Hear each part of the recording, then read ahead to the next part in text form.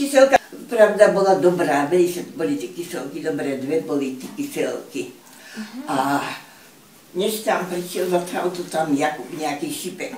Jakub, on ešte bol v tom Rusku, ruský ako legionár, nebo čo to bol, ja neviem. Oni ten Šimek Jakub sa ten písal.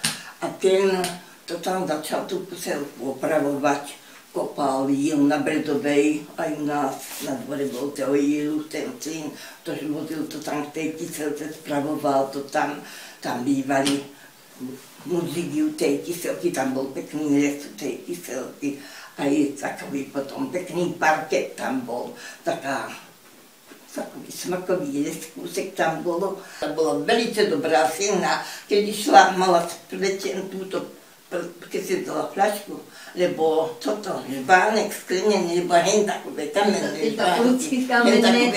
žbánky, bývali sa nosievali a do toho žbánku, no to čo mal, pravda. Od tej doby už je tá kyselka taká slabá. Už nemá byť drážby, jak mývala. Už ten pokazí, ten človek. Chcel robiť dobre, ale tak to kopala, jak si. Čo sa mu tam voda pridala, lebo jaké... Bola každá halúska vyzbieraná, nebolo traktory nejezdili, nerozbili to tak, či je to rozbité tými traktory.